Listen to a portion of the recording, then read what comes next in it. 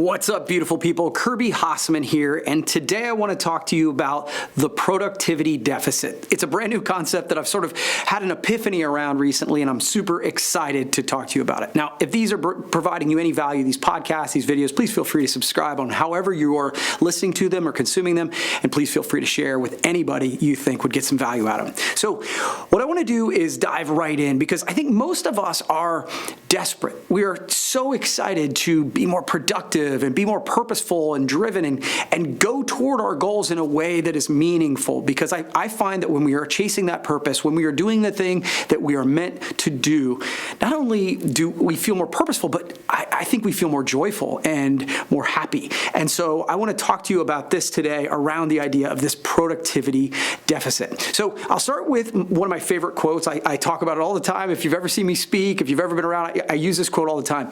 And the quote is, "The greatest distance in the world is the distance between I know and I do." I think that's so true, and I always make the joke that I know how to have six-pack abs, but I don't have six-pack abs, because I know what to do, I'm just not doing it. And I think that that's true in most areas of our lives. The fact is, most of us need to be reminded more than we need to be taught, and I think that is true in most of the times we're chasing our goals. We do more research than we actually need, we just don't take the action that we want to do it. And that's where this productivity deficit comes from. So I think that once we know what we should be doing and then we don't do it, there's a discomfort there. There's a incongruence with what we want to happen. And I think it's the what we know minus what we do equals that productivity deficit. And it makes us feel uncomfortable. And the reason I know this is I was looking at some sales goals recently, and I realized the reality of it is in almost any organization, if everything else stays the same and you make more sales calls, your sales will go up, right? Well, I know that we need to be making more sales calls. And I know personally, I need to be making more sales calls. I've been talking about it. I've been thinking about it. I've been planning it.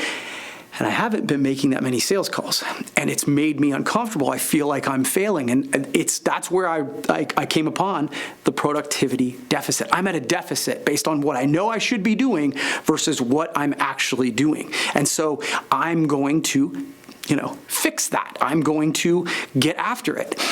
I see this in fitness all the time. It's like we all know what we should be doing. We need to eat a little bit better. We need to drink a little bit less. We need to work out a little bit more.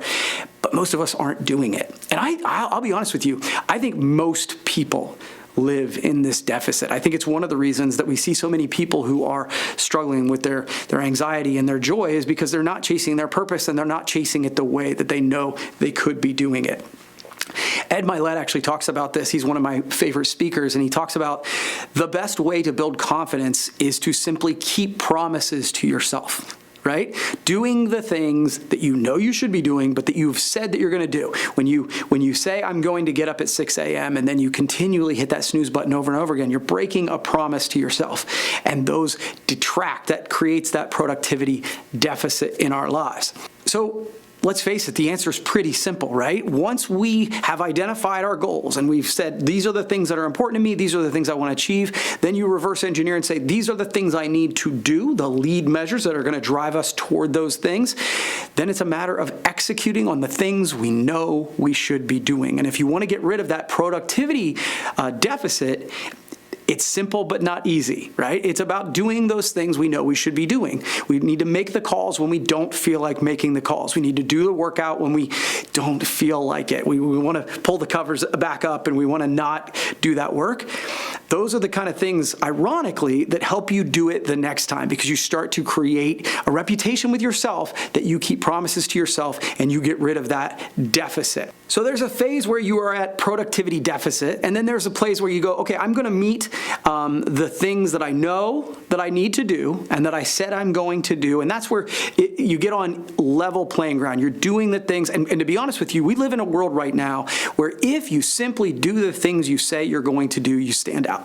If you simply do the work that you know you should be doing, you're going to rise above 90% of people, maybe 95% of people, because most people, I really believe, believe are struggling to do the things that they know they should be doing.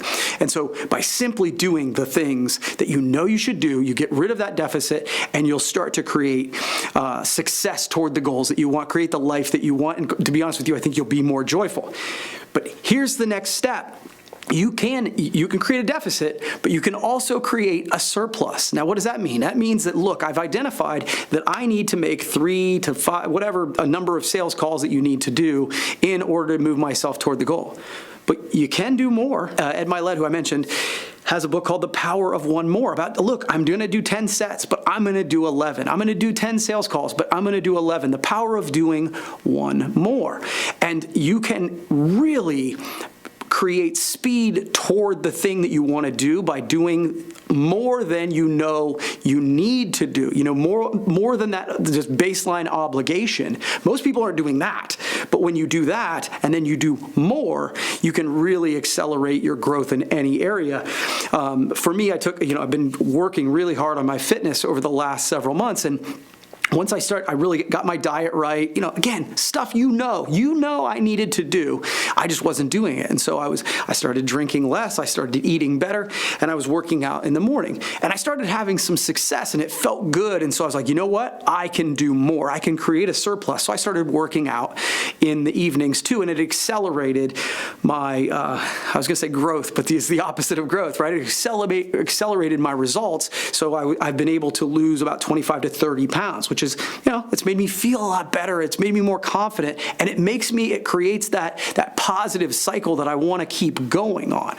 Now, here's the one warning I'll give you is when you create that surplus, when you create that productivity surplus and people see you, get ready for the haters. Yeah, get ready for the haters, because as I said, I really believe so many people are living in a space where they are having that productivity deficit. When they see somebody who not only is living up to what they said they're going to do, but they go a little bit further, it's amazing how you make them uncomfortable.